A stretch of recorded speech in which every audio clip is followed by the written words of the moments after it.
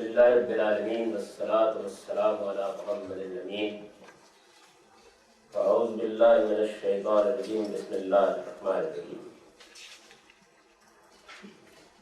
خواتین و حضرات،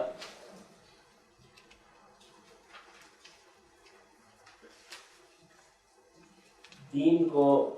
سمجھنے کے اصول و مبادی کا مطالعہ مکمل کرنے کے بعد اب ہم اس کتاب کے پہلے باب کا مطالعہ شروع کر رہے ہیں۔ اس کا عنوان ہے دین کا صحیح تصور۔ وہ اصول جو پڑھے گئے ہیں اب ظاہر ہے کہ ان کا اطلاق ہوگا، یعنی دین کو عکس کرنے کے لیے قرآن مجید کیسے سمجھنا چاہیے، سنت کیسے متعین ہوتی ہے اور حدیث سے عکس و استفادہ کا دائرہ کیا ہے، اس کو متعین کر لینے کے بعد اب ہم دین کے ان ماخذ پر، ان اصول و مبادی کا اطلاق کریں۔ اس اطلاق میں دونوں چیزیں ہو سکتی ہیں۔ آپ یہ محسوس کریں کہ یہ اطلاق بالکل درست ہے، نتیجہ بھی درست نکلے۔ آپ یہ محسوس کریں کہ اس اطلاق میں غلطی ہوئی، اس کا پورا امکان ہے۔ اس کی وجہ یہ ہے کہ میں ایک طالب علم ہوں، اس پر نظری ہوتی ہے، الہام ہوتا ہے۔ جس اصول کو متعین کیا ہے انسانی سطح پر ہی اس کا اطلاق کیا جائے گا، اور انسانوں کا کوئی کام سہو و خطا سے پاک نہیں۔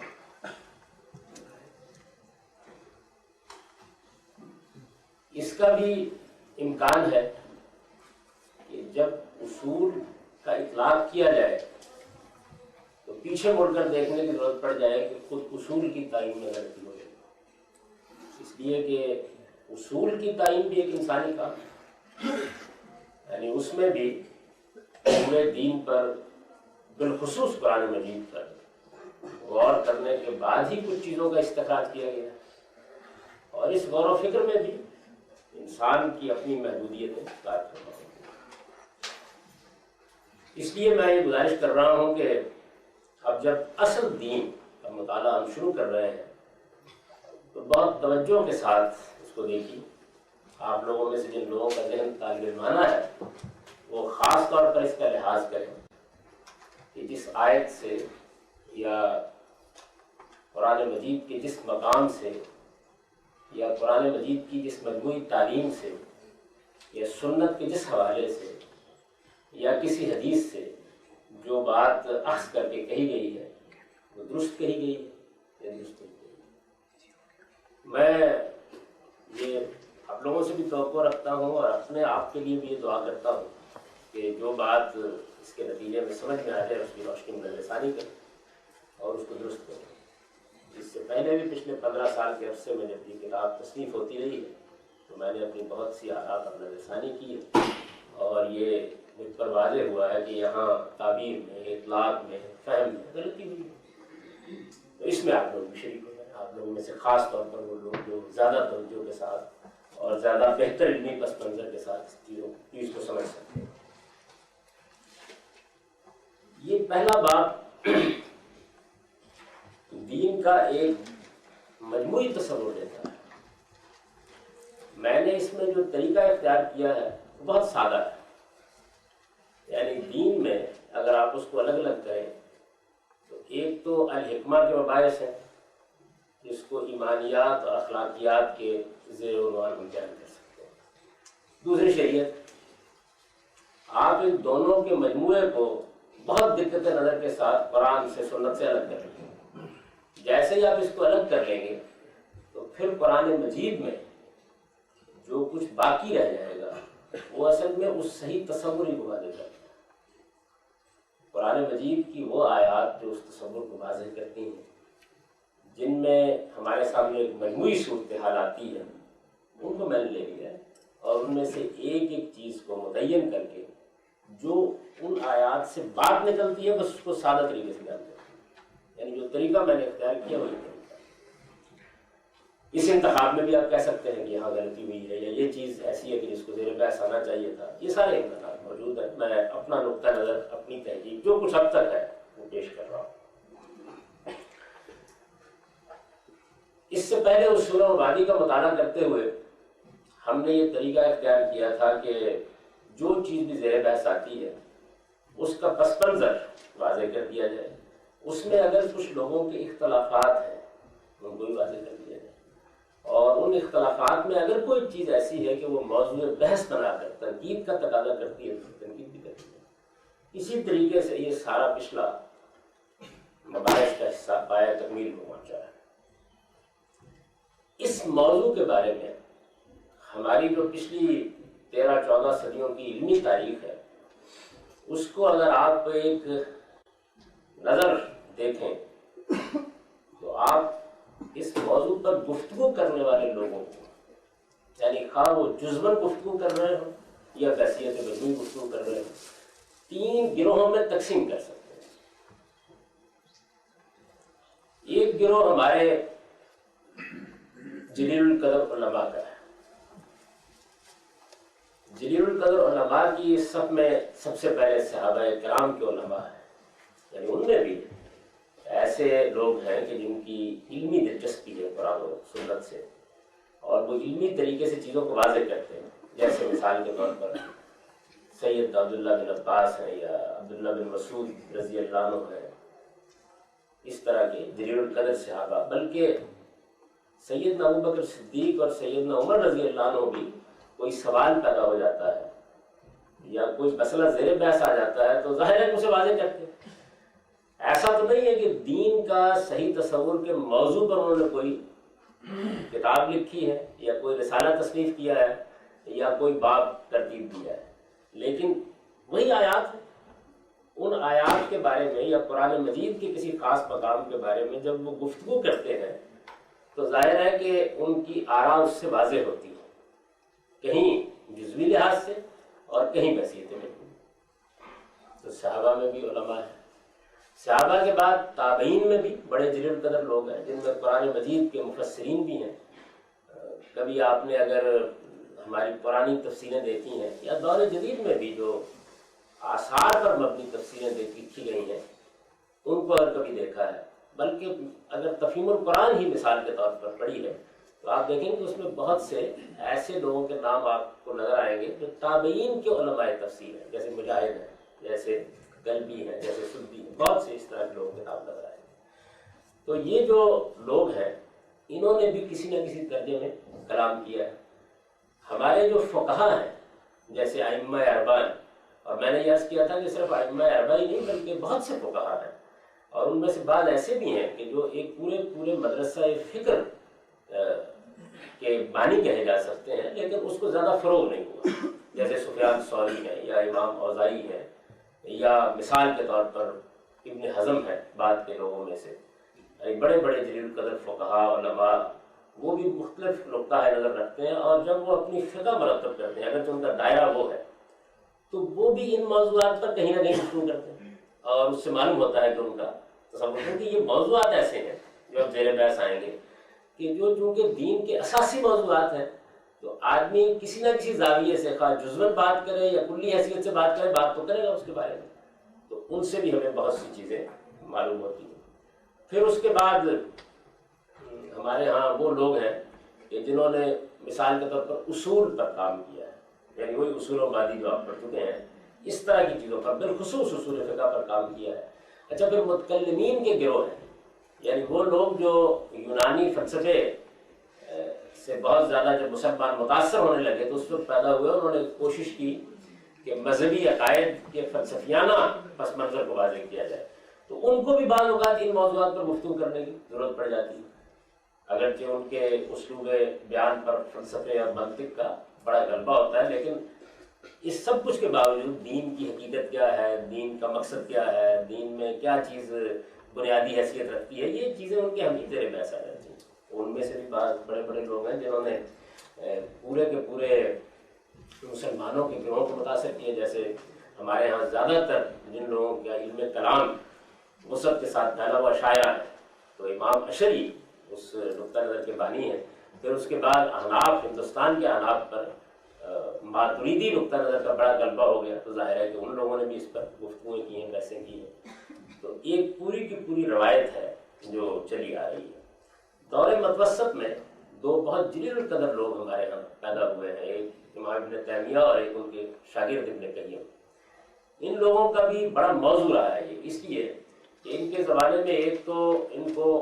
شیعہ نقطہ نظر کے ساتھ مناظرانہ انداز میں بہت گفتگو کرنی پڑی، اور دوسرے ان لوگوں کو صوفیہ کے ساتھ گفتگو کرنی پڑی۔ تو مثلا ابن تیمیہ کا رسالہ خود عبودیت پر ہے، یعنی جو دین کا ایک بڑا مرکزی موضوع ہے، اس پر ان کا پورا رسالہ ہے۔ تو اس طرح کی بہت سی چیزوں پر ان کو بحث کرنی پڑی ہے، گفتگو کرنی پڑی ہے۔ ابن قیم تو بالخصوص بڑی اہمیت رکھتے ہیں اس میں، کیونکہ انہوں نے ابو اسماعیل حروی کی جو مشہور کتاب ہے تصوف پر، منازل السائرین، اس کی شرح لکھی، مدارج السالکین کے عنوان سے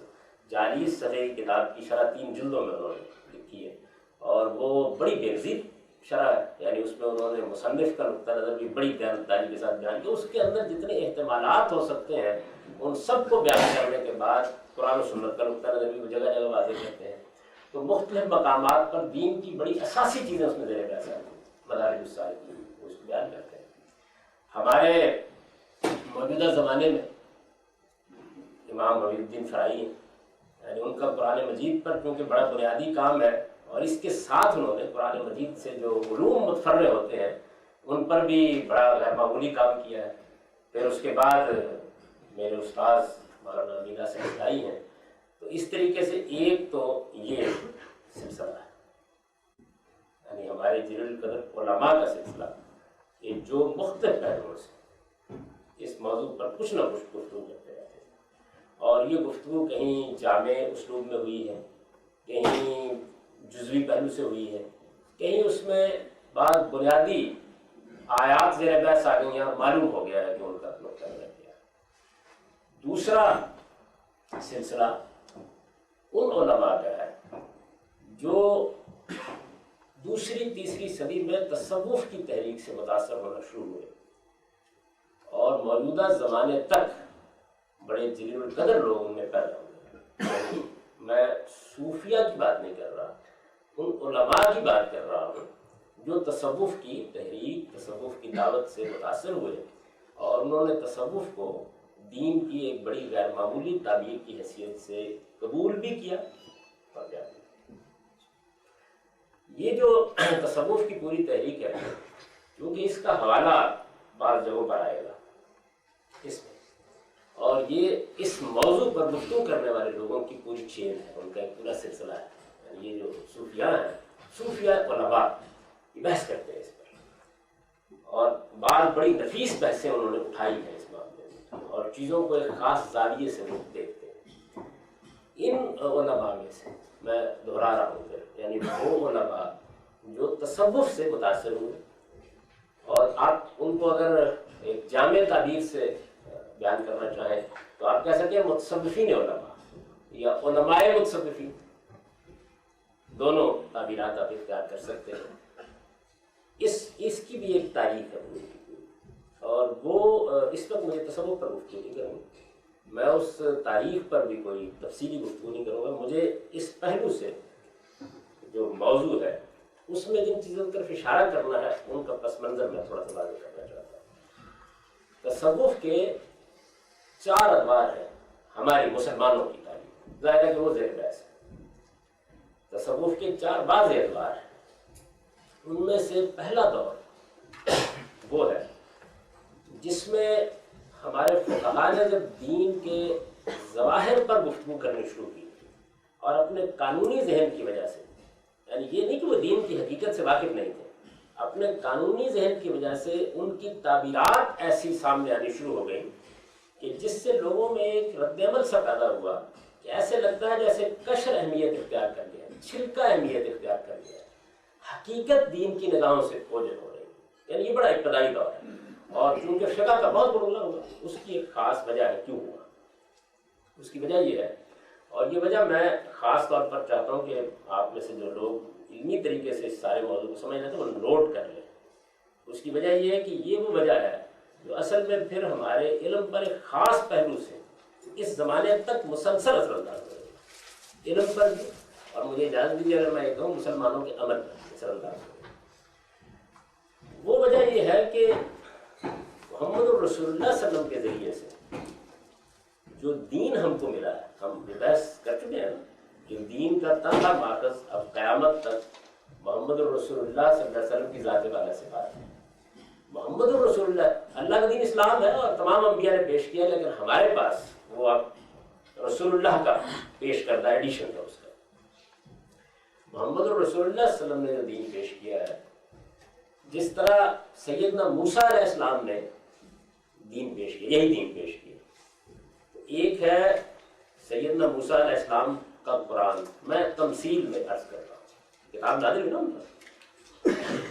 ایک چیز ہے وہ ابراہیمی سنت جو دین کی حیثیت سے سیدنا موسیٰ علیہ السلام کو بھی عرصے میں ملی، تو دین تو وہی ہے، لیکن یہ دین ایسا نہیں ہے کہ یہ قرآن کے چند احکام ہیں۔ میں قرآن تمثیل کے اسلوب میں بول رہا ہوں، یعنی جو بھی کتابیں الہی ہیں اس کے یہ چند احکام ہیں اور یہ اس میں سنت ہے، 2-4 صفحے کے اندر آپ کو پکڑا کے فارغ، ایسا نہیں ہے۔ قرآن میں بھی ایسا نہیں ہے۔ ابھی پچھلے ہفتے میں ایک جرمن اسکالر مجھ سے بہت سے سوالات کر رہے تھے، وہ کام کر رہے ہیں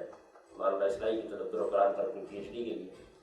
وہ تشریف لائے تو انہوں نے بہت اصرار کے ساتھ مجھ سے سوال کیا کہ یہ جو قرآن مجید میں بے شمار چیزیں زیر بحث آ گئی ہیں، تاریخ بھی ہے اس میں، بنی اسرائیل زیر بحث ہے، مشرکین اور ان کے عقائد زیر بحث ہے، بڑے مقامی پس منظر میں بعض وقت گفتگو ہو رہی ہوتی ہے، خود محمد الرسول اللہ کے ذاتی معاملات زیر بحث ہے، تو اس کی کیا وجہ ہے؟ تو میں نے ان کی خدمت میں عرض کیا کہ اس کی وجہ یہ ہے کہ قرآن مجید کی نوعیت یہ نہیں ہے، یعنی اس کے وجوہ کے پھر آگے کچھ سوالات پیدا ہوتے ہیں، میں اس وقت اس پر گفتگو نہیں کر رہا، لیکن جو پہلو جس پر مجھے توجہ مبذول کرانی ہے وہ بیان کر رہا ہوں کہ قرآن مجید کی نوعیت یہ نہیں ہے کہ اس نے آ کر آپ کو دین کا کنٹینٹ دے دیا، یعنی ایسا نہیں ہے کہ اس نے یہ کہا ہو کہ دیکھیے یہ ایمانیات ہے، یہ اخلاقیات ہے، یہ شریعت، یہ تو 4-10 صفحوں کی بات ہے، یعنی یہ ہم کو بھی جو تفصیلی گفتگو کرنی پڑ رہی ہے تو اس کے علمی پس منظر کی وجہ سے کرنی پڑ رہی ہے، ورنہ آپ فہرست مرتب کریں تو 10-20 صفحوں میں بات مکمل ہو جائے گی، بہت مختصر سا دین ہے۔ ایسا نہیں ہے، بلکہ قرآن مجید جو ہے وہ ایک پیغمبر کی سرگزشت انذار ہے، جیسے ہم دیکھ چکے ہیں، یعنی ایک زندہ کتاب کی حیثیت سے اس کے کچھ مخاطبین ہیں اور ان مخاطبین کے سامنے وہ اس دین کو بھی پیش کرتی ہے اور ان کو اس قیامت صغریٰ کی خبر بھی دیتی ہے جو برپا ہونے والی ہے سرزمین عرب میں۔ اس کی میں تفصیل کی ان کے سامنے کہ یہ نوعیت ہے اس کی۔ اچھا، یہی معاملہ بس سیدنا موسیٰ علیہ السلام کے ساتھ، یعنی بہت مماثلت ہے دونوں۔ اب سیدنا موسیٰ علیہ السلام کی قوم خود ان کی اپنی شخصیت اور اس سے جو نتیجہ نکلا، یعنی ان کے یہاں یہ نہیں ہوا کہ انہوں نے بس دین کا کنٹینٹ پیش کیا، بلکہ کچھ نتائج نکلے۔ وہ نتائج تاریخ انسانی کو کم و بیش 2-2.5 ہزار سال تک متاثر کرتے ہیں، یعنی اس کے نتیجے میں ایک پوری کی پوری تہذیبی روایت وجود میں آئی۔ یہ جو تہذیبی روایت وجود میں آئی اس نے بنی اسرائیل کے یا یہود کے دینی فکر پر بڑے گہرے اثرات چھوڑے۔ بین یہی صورتحال سیدنا مسیح کے ساتھ، یعنی ان کو اس طرح کی روایت قائم کرنے کا موقع نہیں ملا، موقع نہیں ملا تو اس کے بھی کچھ اثرات نکلے اور وہ ان کی پوری مسیحی فکر پر اثر انداز ہوئے۔ ہمارے محمد رسول اللہ صلی اللہ علیہ وسلم سب ہمارے، لیکن ظاہر قریب کی نسبت ہے تو ہم یہ کہتے ہیں محمد رسول اللہ صلی اللہ علیہ وسلم کے ساتھ بھی یہ معاملہ ہوا ہے کہ ایسا نہیں کہ انہوں نے انذار کیا، قرآن کی شکل میں ایک کتاب دی، سنت کی روایت چھوڑ کر چلے گئے دنیا سے، بلکہ ایک پورا اسٹیٹ وجود میں آ گئی۔ یعنی یہ دین کا مسئلہ نہیں ہے، لیکن یہ نتیجہ نکلا ہے اس سارے عمل کا۔ وہ جو اسٹیٹ وجود میں آ گیا تو پھر اس کے بعد ظاہر ہے کہ اس اسٹیٹ کے وجود میں آ جانے کے نتیجے میں مسلمانوں کے سوچنے کا بھی ایک انداز بنا، ان کی ایک تہذیبی روایت بھی بنی اور اس کا ایک مخصوص پس منظر بھی وجود میں آیا۔ یہ ساری چیزیں وجود میں آئی۔ تو ہمارے جو دور اول کا مسئلہ ہے وہ یہ ہے کہ جیسے ہی وہ اسٹیٹ وجود میں، اور اسٹیٹ بھی اس طرح وجود میں آیا کہ وہ دنوں میں پھیلتا چلا گیا، یعنی ایک پوری کی پوری متمدن دنیا کے اوپر مسلمانوں کا غلبہ قائم ہو گیا۔ اتنی بڑی سلطنت وہ جو لوگ چلانے کے لیے نکلے ان کا حال کیا تھا؟ میں اس وقت ان کے اخلاقی مرتبے اور ان کی ذہانت اور ان کی غیر معمولی شخصیات پر گفتگو نہیں کر رہا، وہ تو تاریخ انسانی کا گلے سرسبز ہے، اس میں کوئی شک نہیں، لیکن اسٹیٹ کرافٹ کے معاملے میں ریاست کیا ہوتی ہے، حکومت کیا ہوتی ہے، قانون کیا ہوتا ہے، اس میں ان کا کیا حال ہے، وہ اس سے بالکل واقف نہیں۔ یعنی یہ آپ لوگوں کے علم میں ہوگا، میں نے کئی بار ذکر کیا ہوگا کہ ہمارے جو دیوانی معاملات تھے، زمینوں کا معاملہ ہے، مساحت ہے، اس طرح کی بہت سی چیزیں ہیں، اسی طریقے سے مالیات کے معاملات جو اسٹیٹ کے نظام میں بڑی اہمیت رکھتے ہیں، عرصے تک یہ رومی زبان میں رہے اور اس کو زیادہ تر رومی غلام چلاتے رہے، یعنی عربوں کے بس کی چیز ہی نہیں، وہ بیچارے کیا جانے حساب کیا ہوتا ہے، کتاب کیا ہوتا ہے، زراعت کیا ہوتی ہے، یہ چیز کیا ہوتی ہے، ان سے واقف نہیں۔ تو انہی لوگوں سے بڑے عرصے کے بعد کہیں آ کے ہم نے اپنے جو ہے دیوان، یہ اس زمانے کی اصطلاح ہے، یعنی اپنے دفتر کو، اپنے سیکریٹریٹ کے معاملات کو ہم نے عربی زبان میں منتقل، بڑے عرصے کے بعد خلفائے راشدین کے کہیں بعد آ کر اس کو منتقل کرنا شروع کیا ہے، اور پھر جا کر اس میں کامیاب ہوئے، نئے لوگ پیدا ہوئے اور مسلمانوں کے اندر سے بعد میں اٹھے۔ تو یہ جو چیز تھی، اس کا جو نتیجہ نکلا وہ یہ تھا کہ شریعت کے قانون کا ریلیشن اسٹیٹ کے معاملات کے ساتھ قائم کرنے کا مسئلہ ابتدا میں پیش آ گیا۔ یہ مسئلہ جب پیش پہ آیا تو ہمارے ہاں، آپ کبھی امام ابو حنیفہ کی تاریخ پڑھے تو بیان کرتے ہیں کہ مجھے پہلے خیال ہوا کہ میں فلاں علم میں کمال حاصل کروں، پھر خیال ہوا کہ اس میں کمال حاصل کروں، اور آخر میں نے محسوس کیا کہ فقہ، یعنی ہر دور کی ایک چیز ہوتی ہے، فقہ کیا ہے؟ یعنی قانونی تفصیلات جس میں شریعت تو زیر بحث آتی ہے، لیکن اس کے بعد فرد اور معاشرے اور بالآخر ریاست کے ساتھ قانون کیسے ریلیٹ کرتا ہے، یہ مسئلہ ہمارے ہاں بڑی غیر معمولی اہمیت اختیار کر گیا۔ اور جب کوئی مسئلہ ریاست، اسٹیٹ، معاشرے کی سطح پہ اہمیت اختیار کر جائے تو ذہین لوگ زیادہ تر اس جانب متوجہ ہوتے ہیں۔ میں صرف اس کی ایک مثال دوں گا اس معاملے میں جس سے آپ سمجھ سکیں گے کہ میں نے یہ ذکر کیوں کیا۔ یہ بحث ہو گئی کہ ایمان تو بڑی بنیادی چیز ہے، ایمان یہ کیا کم و بیش ہو سکتا ہے؟ تو ہمارے فقہاء نے اس کا جواب دیا کہ نہیں ہو سکتا۔ اب نہیں ہو سکتا تو اگر آپ قانون کے لحاظ سے دیکھیں تو ٹھیک ہے بات ہے، یعنی میری عدالت میں اگر ایک آدمی آئے، مجھے اس کے مسلمان کی حیثیت سے حقوق متعین کر لے، تو میں یہ نہیں کہہ سکتا کہ یہ 90% مسلمان ہے یا 10% مسلمان ہے، یہ نہیں کہہ سکتا۔ یعنی قانون کی نگاہ میں یا وہ مسلمان ہوگا یا مسلمان نہیں ہوگا، یہی ہوگا نا۔ تو ایمان جیسے مشہور ہمارے یہاں بیان کیا جاتا ہے، بڑی بحث ہے آپ لوگوں میں، جن لوگوں کا علمی پس منظر ہو جانتے ہیں کہ ایمان لا یزید ولا ینقص، ایمان میں نہ کمی ہوتی ہے نہ زیادتی ہوتی ہے، قانونی لحاظ سے بالکل ٹھیک، لیکن ایمان میں کمی بھی ہوتی ہے، ایمان میں زیادتی ہوتی ہے، یعنی حقیقت کے اعتبار سے یہ ایک واقعہ ہے، ایسا ہی ہوتا ہے۔ ایمان کی ہماری حالتیں بہت غیر معمولی بھی ہوتی ہیں، اور بعض اوقات ہم بڑی پستی میں گئے ہوئے ہیں۔ ایمان کی کیفیات کے بھی اپنے درجے ہیں، تو ایمان بڑھتا بھی رہتا ہے، گھٹتا بھی رہتا ہے، ہمارے حالات کے لحاظ سے، ہمارے تصورات کے لحاظ سے، ہماری مشغولیتوں کے لحاظ سے، ہماری کیفیات کے لحاظ سے، جو آزمائش ہم کو دنیا میں پیش آتی ہے اس کے لحاظ سے، اللہ تعالیٰ کے ساتھ ہمارا تعلق، اعتماد کم بھی ہوتا ہے، زیادہ بھی ہوتا ہے۔ یعنی اس ایمان کے مظاہر سے آپ پہچانیے، بہت غیر معمولی نماز بھی ہوتی ہے، بڑے اڑتے ہوئے دل کے ساتھ نماز بھی ہوتی ہے۔ تو ایک فقیہ جو ہے یا قانونی ذہن رکھنے والا آدمی جب ایمان کا ذکر کرے گا تو وہ اس کو قانون کے زاویے سے دیکھے گا، اس میں وہ نہ کم ہوتا ہے نہ زیادہ ہوتا ہے۔ وہ جب نماز کو دیکھے گا، جو ایمان کا بہت بڑا مظہر ہے، بلکہ سب سے بڑا مظہر ہے دین میں، اس کو جب دیکھے گا تو وہ یہ دیکھے گا کہ اچھا اس میں سجدہ ٹھیک ہو گیا، رکوع ٹھیک ہو گیا، 9 اعضاء پہ سجدہ ہونا ہے تو وہ زمین پہ آ گئے ہیں، 8 پہ ہونا ہے تو وہ آ گئے ہیں، یہ اس کا موضوع ہے، یعنی اس کو یہیں سے دیکھنا ہے۔ تو یہ جب وہ یہاں سے دیکھے گا چیزوں کو تو دین کی حقیقت کے معاملے میں اضطراب پیدا ہوگا فطری طور پر، یعنی یہ چیز مسئلہ بن جائے گی۔ جب یہ مسئلہ بن جائے گی تو رد عمل پیدا ہوگا۔ تو تصوف کا پہلا دور وہ ہے، یہ سب دراز نفسی کی جو ضرورت پیش آئی وہ اس کی پیش آئی، میں یس کر سکوں کہ تصوف کا پہلا دور وہ ہے کہ جس میں ایسے لوگ ہمارے یہاں پیدا ہوئے جن لوگوں نے اس فقہی اسلوب کے خلاف احتجاج کیا، یعنی وہ کوئی نیا نقطہ نظر نہیں پیش کر رہے ہیں. یہ جو آپ فضائل بن ایاز کا یا بشر حافی کا یا اس طرح کے بہت ابتدائی زمانے کے لوگوں کا حال پڑھتے ہیں تو ان لوگوں کے ہاں اصل مسئلہ یہ تھا. یہ کیا چیز ہے؟ مطلب ایمان کی حقیقتیں زیر بحث آنی چاہیے. لوگوں کو یہ دیکھنا چاہیے کہ ان کا خدا کے ساتھ تعلق کس درجے کا ہے اور کیسا ہونا چاہیے. ان کو اللہ تعالیٰ کے اوامر اور نواہی کے بارے میں صرف قانونی تقاضے نہیں پورے کرنے چاہیے. قانونی تقاضوں کی آخری صورت وہ ہے نا کہ جس کو ہمارے یہاں کتاب الحیل سے تعبیر کرتے ہیں. ایک فقیہ آپ کو یہ بتا دے گا کہ اچھا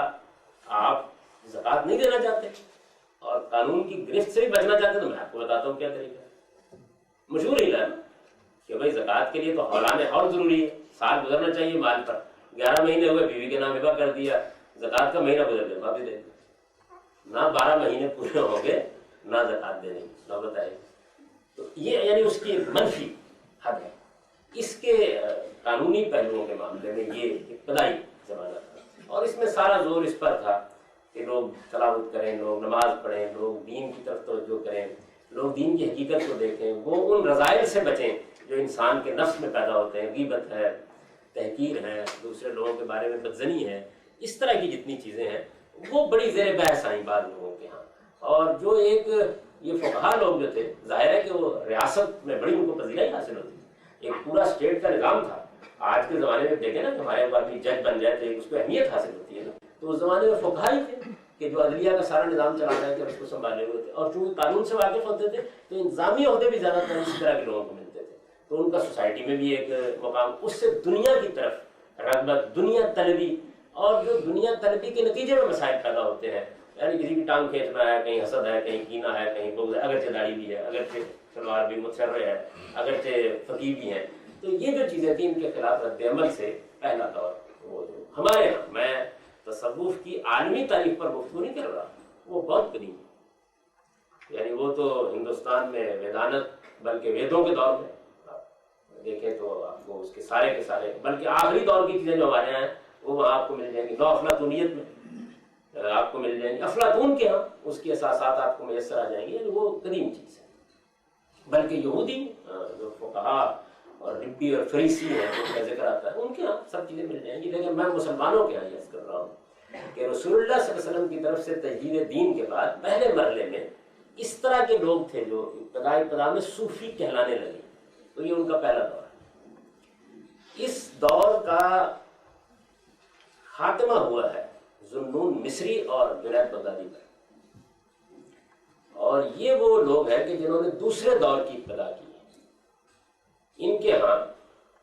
آپ کو اب ترک دنیا, رہبانیت, زہد اور فقر کی بڑی ہی انتہا پسندانہ تعبیرات یہ آپ کو ملنا شروع ہوتے ہیں. لیکن ابھی بھی معاملہ یہی ہے, یعنی اس سے زیادہ آگے نہیں بڑھا. اب جنید کے رسائل چھپ گئے ہیں اور ان سے بعض دوسری باتیں بھی معلوم ہوتی ہیں, لیکن چونکہ ان کی نسبت ان کی جانب بہت محققانہ نہیں ہے, اس لیے میں اس پر کوئی تبصرہ کروں. مجھے تصوف پر اس پر گفتگو نہیں کرنی. میں صرف یہ بتانا چاہتا ہوں کہ یہاں دین کے صحیح تصور کے معاملے میں جو چین ہے وہ کیسے بنتی ہے. پہلا دور وہ ہے. دوسرا دور جو ہمارے سامنے آتا ہے وہ ان صوفیوں کا ہے کہ جن کے یہاں رحمانیت, ترک دنیا, زہد, فقر, یعنی یہ تصوف پر کبھی گفتگو میں کس حد میں پہنچ گئی. یعنی اس کی وہ آخری حد ہے نا جس کو امام غزالی نے بیان کیا ہے کہ بھائی آپ کو دنیا کی کوئی چیز اپنے پاس نہیں رکھنی چاہیے. تو بحث یہ ہو گئی کہ وہ اگر نہیں رکھیں گے تو مثلا چور گھر میں آ گیا اگر تو وہ مایوس ہوگا تو مایوسی کے علاج کے لیے بھی رکھ لیا تو ملے گا کیا اس کو. یہ لطیفہ ہے, لیکن اس سے آپ سمجھ سکتے ہیں کہ کیسا غیر معمولی اشتغال پیدا ہوا اس معاملے میں. ترک دنیا, زہد اور اس طرح کی چیزیں بالکل آخری انتہا تک پہنچی. اور ان کے لذائر شوائد کبھی تصوف پر گفتگو ہوگی تو آپ دیکھیں گے کہ اس زمانے میں دو بڑی اچھی کتابیں آ گئی ہیں اس موضوع پر. ایک ہمارے ڈاکٹر عبدالقادر لون کی کتاب ہے, ان کا پی ایچ ڈی کا تھیسس تھا اور انہوں نے اس کو تفصیل کر کے لکھ دیا, مطالعہ تصوف کے نام سے, ہندوستان کے چھپ گئی. ڈاکٹر عبید اللہ فہد کیا نام ہے ان کا, ان کی تصوف کے نام سے بھی چھپ گئی ہے. اور الطاف احمد اعظمی صاحب جو مدرسۃ الاصلاح کے مصنفوں میں سے ہے. ان کی کتاب وحدت الوجود پر بہت اچھی چھپی، اس کا مقدمہ خاص طور پر بہت اچھا ہے. تو اچھی کتابیں اردو میں بھی آ گئی ہیں. یعنی پہلے تو یہ تھا نا کہ آپ کتاب لغہ پڑھیں اور رسالہ شریعہ پڑھیں اور اس طرح کی چیزیں پڑھیں. ظاہر وہ قدیم انداز کی کتابیں آدمی کے لیے پڑھنے میں بھی بہت مشکل ہوتی ہے. تو ان کتابوں کے اندر بہت اچھا خلاصہ آ گیا ہے ان تمام چیزوں کا. فقر کیا ہے، زہد کیا ہے، تجرد کیا ہے، توکل کیا ہے، اس میں صوفیہ، یہ ان کا دوسرا دور ہے. یعنی اس میں ان کی موضوعات یہ ہے کہ اس دور کے بعد جو تیسرا دور ان کا ہے وہ دور وہ ہے جس کو شاہ ولی اللہ نے حماد میں توجہ کے دور سے تعبیر کیا. حماد بہت اچھی کتاب ہے، ان کی بہت مختصر کتاب ہے، اور اس میں ایک چیپٹر ہے جس میں انہوں نے تصوف کے مختلف ادوار کو بہت اچھا کیٹیگرائز کر دیا. تو توجہ کا دور، توجہ کا مطلب سمجھ رہے ہیں، یعنی وہ توجہ نہیں جو آپ اس وقت میری طرف مبذول فرما رہے ہیں، یعنی مشاہدہ حق کے لیے متوجہ ہونا، آدمی کا حقیقت الحقائق یعنی ذات خداوند اس کی طرف متوجہ ہونا، توجہ اس طرف کی ہے. تو یہ توجہ جو ہے یہ تیسرے دور میں نمایاں ہوتی ہے. اور یہ توجہ بھی مراقبہ، انہماک، ذات خداوندی کی صفات کا مشاہدہ، اس کی طرف لو لگانا، یہ اس جگہ پر ہی ہے. یعنی ابھی یہ پائے تکمیل کو نہیں پہنچی. یہ بھی ایک پورا کا پورا دور ہے صوفیہ کا، صوفیہ سے متاثر علماء کا، کہ جس میں وہ اس طریقے سے چیزوں کو دیکھتے ہیں. اور پھر چوتھا دور وہ ہے جس میں حلاج اور ابن عربی اور یہ لوگ تھے 5ویں 4 صدی میں آ کے، جو دور ابھی تک چل رہا ہے. یعنی جو چوتھا دور ہے اس کا، کہ جس کے اندر اس توجہ اور اس انہماک نے آگے بڑھ کر، یعنی مشاہدہ صفات سے آگے بڑھ کر پھر حقیقت الحقائق تک رسائی، اور فاطر و مفطور کا باہمی تعلق، خالق اور مخلوق کا باہمی تعلق، کیسے یہ تخلیق ہوئی ہے اور اس تخلیق کی اپنی حقیقت کیا ہے، کائنات کیا ہے. یعنی یہ مسائل پھر فکری مسائل غیر معمولی توجہ کا موضوع بن گئے ہیں، جس کے بعد وحدت الوجود اور اس طرح کے مختلف نظریات وجود پذیر ہوئے. تو یہ 4 گویا یوں سمجھ لیجیے کہ ادوار ہیں. ان 4 ادوار میں یہ سارا مکمل ہوا ہے. ہمارے ہاں 2 بہت بڑے آدمی ہیں جو علماء، صوفیہ کہنا چاہیے یا متصوف علماء کہنا چاہیے، تو بہت بڑے آدمی ہیں، جن میں سے ایک بالکل اس ابتدائی دور میں ہے جب یہ پایہ تکمیل کو پہنچ رہا تھا، اور ایک پر اس کی ریاست ختم ہوئی ہے اس سارے علم کی. یعنی پہلے امام غزالی اور آخر میں امام الہند شاہ ولی اللہ دہلوی. یہ اس چین کے بہت بڑے لوگ، یعنی جس حد تک بھی آپ بڑے کا لفظ بول سکتے اسی درجے کے لوگ، یہ اس چین کے لوگ، یعنی جب پایہ تکمیل کو پہنچ گیا. یہ میں نے اس لیے اس تاریخ کی طرف اشارہ کر دیا کہ جو لوگ تصوف پر گفتگو کرتے ہیں یا پڑھتے ہیں یا بات کرتے ہیں، یہ کہ مذہب میں چیزیں بحث آ جاتا ہے نا بہت، تو ہوتا کیا ہوتا یہ ہے کہ چونکہ ادوار 4 ہے تو پھر جو بحث ہوگی اس کے لحاظ سے چیز نکال کے پیش کر دی جائے گی. یعنی ابتدائی دور کی چیزیں جو ہیں ان میں آپ کو جو کچھ ملے گا وہ بہت سادہ ہوگا، اس پہ اعتراض کرنا مشکل ہوگا. یعنی آپ یہ کہیں گے بھائی اگر دنیا سے کچھ بے رغبتی اور دین کی طرف توجہ اور تلاوت اور ذکر اور نماز کا اشتغال، ان میں کیا چیز کا اعتراض ہے؟ بڑی دقت نظر سے کوئی آدمی میرے جیسا اگر ہندی کی زندگی کرنے بیٹھ جائے تو الگ بات ہے، لیکن یہ کہ اعتراض ذرا مشکل ہوگا. تو آپ دیکھیں کبھی موجودہ زمانے میں جو تصوف کے علم سے لوگ دلچسپی رکھتے ہیں، ان سے گفتگو کریں نا، تو وہ کوشش یہ کرتے ہیں کہ اس کو پلان کر آپ کو وہاں لے جائیں. تو وہاں جب آپ پہنچتے ہیں، میں عرض کر دوں کہ ڈیولپمنٹ کا پورا زمانہ ہے جس سے گزرا. موجودہ زمانے میں ہمارے یہاں مثلاً مولانا اشرف علی تھانوی نے کوشش کی کہ پھر ایک مرتبہ ذرا معاملات کو درست کیا جائے. تو وہ کرتے کیا ہے، یعنی اگر میرے جیسا کوئی آدمی گفتگو کر رہا ہوگا تو پہلا اور دوسرا دور سامنے رکھ دیں گے، اور اگر کوئی حقیقت شناس، رمز آشنا، اسرار سے واقف یار جانی آ گیا ہے تو باقی کا دور سامنے رکھ دیں گے. یعنی یہ جو چیز ہے یہ مختلف طریقوں سے ہوتی رہتی ہے. مجھے چونکہ تصوف پر اس وقت گفتگو نہیں کرنی، تو اس لیے میں صرف یہ بتانا چاہتا ہوں کہ یہ چین ہے پوری کی پوری. اس چین میں امام غزالی، شاہ ولی اللہ اور بعض جو بڑے لوگ ہیں وہ زیر بحث آئیں گے نا، وہ کیا کہتے ہیں ان موضوعات کے بارے میں. تو جب میں یہ کہوں گا کہ اس میں ہمارے متصوف علماء یہ رائے رکھتے ہیں، اس سے مراد یہ نہیں، یعنی یہ بڑے لوگ ہیں، اس سے مراد گلی بازار میں بیٹھنے والے صوفی نہیں، ان سے مجھے کوئی دلچسپی نہیں ہے. اگر ہمارے جلیل القدر اہل علم نہ متاثر ہوتے اس طرز فکر سے تو یہ ہمارے کوئی اطلاع کرنے کی چیز نہیں تھی اس معاملے میں۔ دوسرا تیسرے جو ہے وہ امت فی رجب ہے، پوری کی پوری امت ہے اپنی ذات میں، وہ مولانا سید ابر اللہ صاحب مولودی، یعنی ایک ہی آدمی ہے، اور ایک ہی آدمی جو ہے وہ ایک پوری کی پوری اس موضوع پر تعبیر کا بانی بھی ہے اور خاتم بھی ہے۔ یعنی بظاہر نہیں لگتا کہ اب مزید معاملہ آگے بڑھے گا، کیوں نہیں لگتا یہ میں بعد میں عرض کروں گا، لیکن اس وقت کم سے کم ایک پوری دنیا ہے جو اس سے متاثر ہے، اور وہ بھی ایک دوسرا زاویہ نظر ہے اس سارے معاملے کو دیکھنے۔ تو یہ تین یوں سمجھ لیجیے کہ دین کا صحیح تصور پر جب ہم گفتگو کریں گے تو یہ تین چینز ہیں ہمارے اہل علم کی، یہ علماء ہے، صوفیہ والی چین کو بھی آپ علماء کی ایک پوری چین سمجھیے جو متاثر ہے اور اس کو صحیح سمجھتے ہیں، تو یہ زیر بحث آئے گی، اور اس میں جگہ جگہ اس کے حوالے بھی ہوں گے۔ میں نے اس لیے تھوڑا سا اشارہ کر دیا کہ جب میں کوئی بات کہوں تو اس پہ آپ کے علم میں رہے کہ کیا چیز ہے۔ جیسے وہاں ہم اصول پڑھ رہے تھے تو وہاں ابو حنیفہ زیر بحث آ جاتے تھے، شافعی زیر بحث، احناف زیر بحث آ جاتے تھے، امام شافعی زیر بحث آ جاتے تھے، تو یہاں یہ بزرگ ذرا کم، اور یہ جو تینوں سلاسل ہیں یہ زیادہ زیر بحث ہے۔ آپ کو پوچھنا چاہ رہے ہیں بہت دیر سے، اور میں دیکھنے کے باوجود غزے بسر سے کام لے رہا ہوں۔ سر پوچھنا یہ تھا کہ آپ نے یہ تصوف کے تیسرے دور وہ شاہ ولی اللہ کے اوپر بیان کیا، چوتھے دور کی ابتدا بلکہ پایہ تکمیل کو پہنچ گیا چوتھا دور ابن عربی اور منصور حلاج اور اس طرح کے بزرگوں کے نام، اور اس پایہ تکمیل پر پہنچے ہوئے دور کے جلیل القدر دو علماء ہیں، ایک امام غزالی اور ایک شافعی۔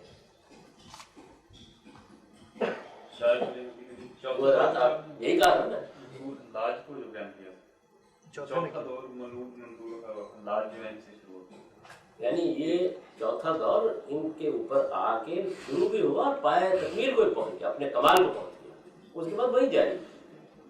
یعنی اس کے بعد شاہ ولی اللہ تک نہیں گیا، بلکہ اب تک وہی جاری۔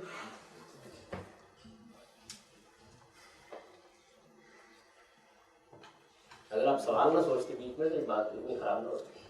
بہت اچھی ہے۔ تو یہ گویا یوں سمجھ لیجیے کہ مجھے جو جن بزرگوں کے افکار خیالات کا ایک تقابل جگہ جگہ شاید کرنا ہوگا تو میں نے اس کا ذکر کر دیا۔ وقت کتنا ہے؟ 13 منٹ، بہت کچھ بھی نہ کریں تب بھی۔ تو دین کا صحیح تصور، دین کا صحیح تصور خاص اس موضوع کے بارے میں موضوع کے لحاظ سے بھی چند باتیں تمہید میں عرض کر دیں گے۔ ان میں سے ایک یہ چیز ہے کہ اس عنوان کو عنوان بنا کر ہمارے ہاں کوئی چیز نہیں لکھی ہے، اور یہ ممکن ہے کہ موجودہ زمانے میں اگر یہ بحث پوری قوت کے ساتھ نہ چھڑ جاتی تو اس کتاب میں بھی شاید اس کو موضوع نہ بناتا۔ اس کی وجہ یہ ہے کہ پھر یہ چیز جو تھی یہ اصل میں دین کو بیان کرتے وقت مختلف جگہوں کے اوپر زیر بحث آ جاتی ہے، اس کو بالکل الگ سے موضوع بنا کے عنوان کے طور پر بیان کرنے کا جو محرک ہے تو یہ ہے کہ موجودہ زمانے میں سے بہت بحث شروع ہو گئی،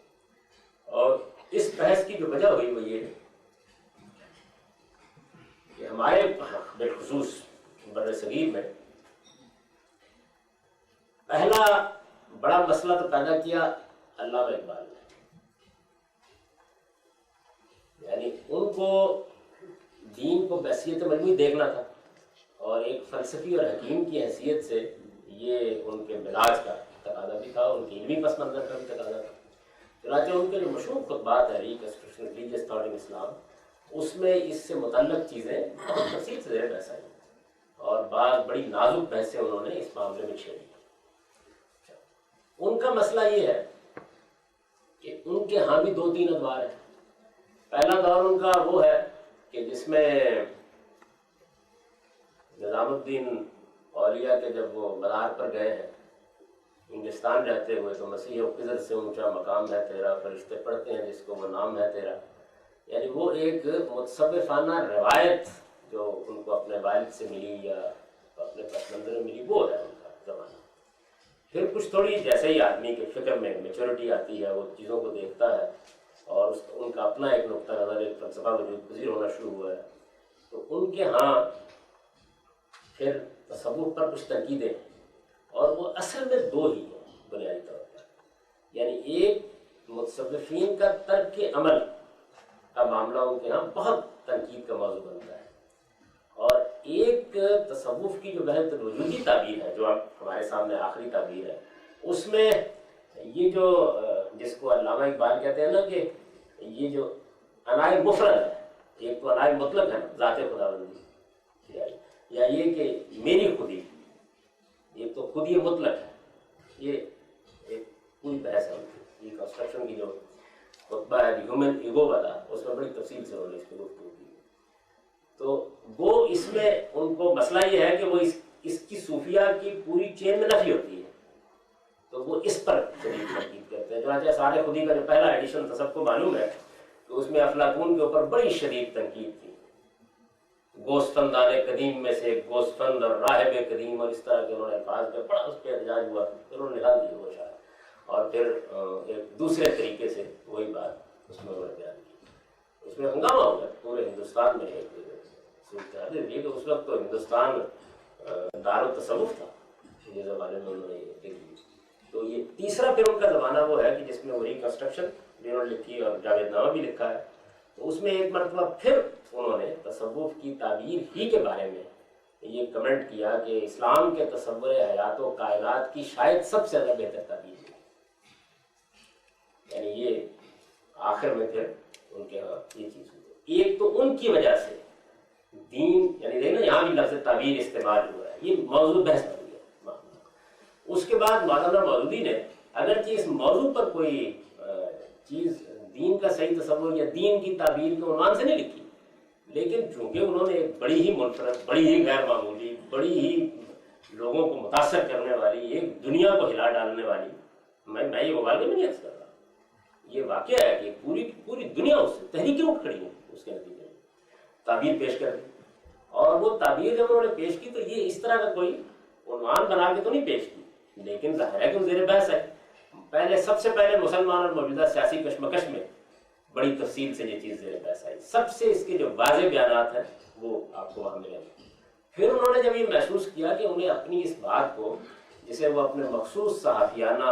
اسلوب میں بیان کر رہے ہیں، علمی دلائل سے بالکل موقت کرنا چاہیے، تو انہوں نے اپنی وہ کتاب لکھی جو قرآن کی 4 بنیادی اصطلاحیں کے نام سے ان کی سب سے زیادہ علمی کتاب کہی جا سکتی ہے. بہت مختصر سی کتاب ہے. تو اس میں انہوں نے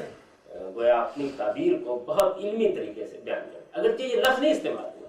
لیکن وہ پوری کی پوری کتاب کا مقدمہ ہی ہے نا. وہ کہتے ہیں کہ دین کی حقیقت اور دین کے بعد بنیادی پہلو جو ہے وہ ایک لمبے عرصے سے لوگوں کی توجہات کا موضوع نہیں رہے، تو اس وجہ سے الہ، رب، دین، عبادت،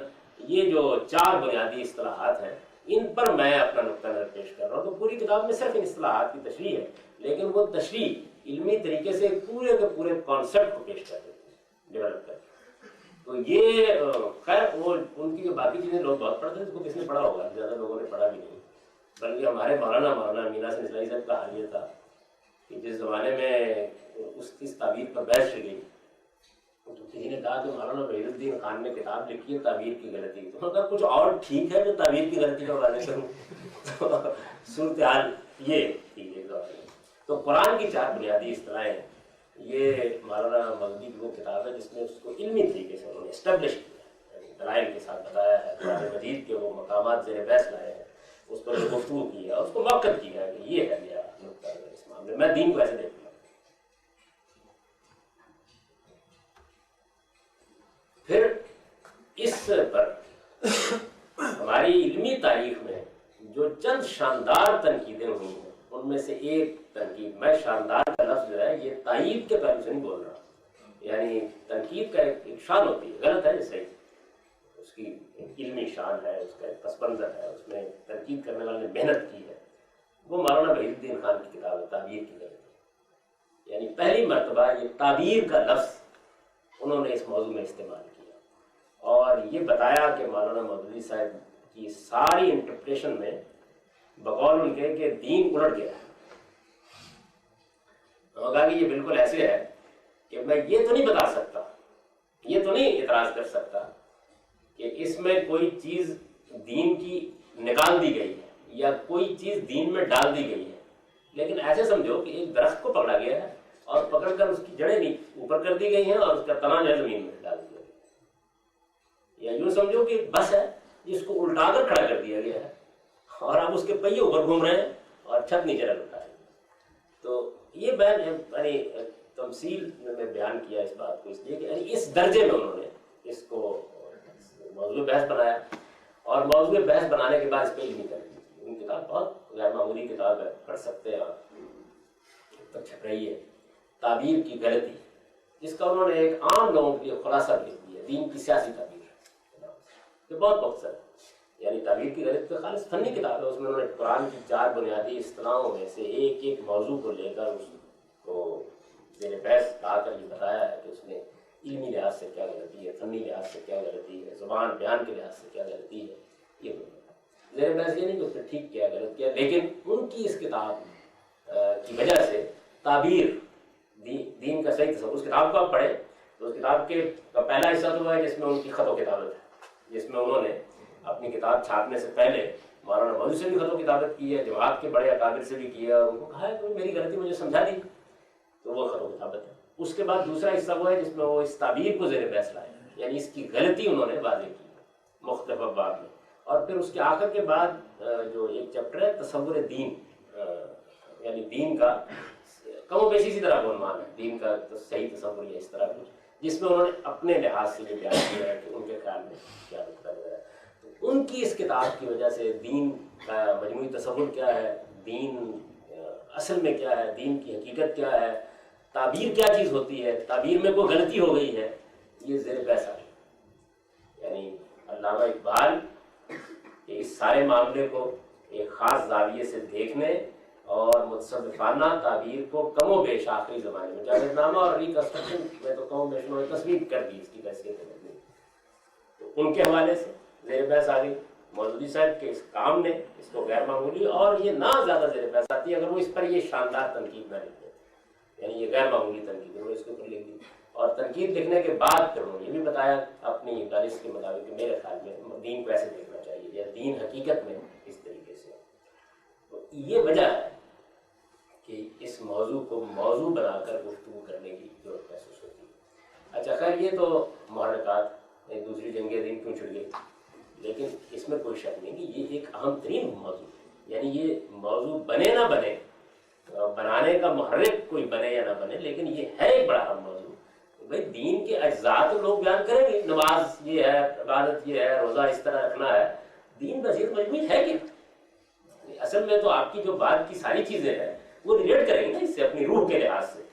دین ہے کیا بحثیت مجموعی، تو دین ہے کیا بحثیت مجموعی، یہ ہے اصل میں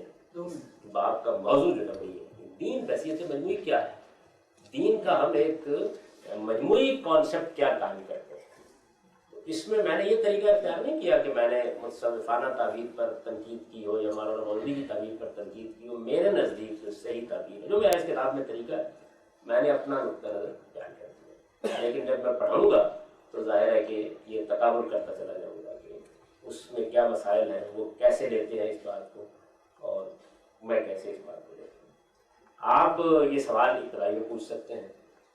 تو میں یہ تو نہیں کہہ سکتا کہ بھائی پھر یہ تینوں نقطہ نظر میں کس جگہ کیٹیگرائز ہوتا ہے تمہارا نقطہ نظر۔ میں نے اس طرح عرض کیا تھا کہ چونکہ اس موضوع پر کوئی متعین کام نہیں ہوا اور اس زمانے ہی میں اس کی ضرورت پڑی ہے اور یہ کام ہوا ہے، تو اس وجہ سے یہ تو نہیں ہے کہ میں تعین کے ساتھ کہہ سکوں، لیکن میرا خیال یہ ہے کہ ہمارے جلیل القدر علماء کی جو چین ہے، اگر یہ مسئلہ اس کے سامنے رکھ دیا جائے، یعنی میں اپنے علم اور مطالعے کی روشنی میں کہہ سکتا ہوں، تو وہی نتائج کو جاننا، یعنی یہ جو نقطہ نظر ہے یہ اصل میں وہی نقطہ نظر ہے۔ وہ جب کبھی بھی اس کے کسی جز پر بات کرتے ہیں تو یہی بات کہتے ہیں، اگرچہ ان کے ہاں یہ اس پریسیجن کے ساتھ موجود نہیں ہے، اس تفصیل کے ساتھ موجود نہیں ہے، یہ ایسے نہیں ہے کہ انہوں نے اس کو لکھا ہوا ہے۔ یوں نہیں ہو سکتا کہ آپ کو میں یہ کہوں کہ اچھا، یعنی آپ سب کو پڑھ ڈالیں،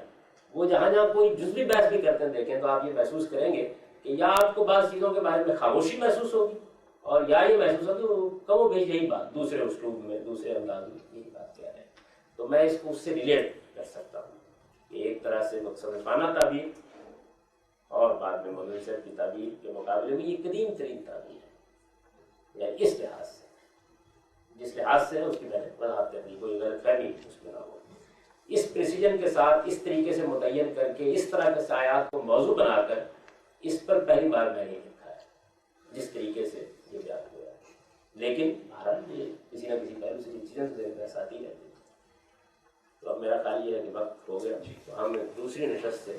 پس منظر کی گفتگو بہت حد تک ہو گئی، اب انشاءاللہ اس میں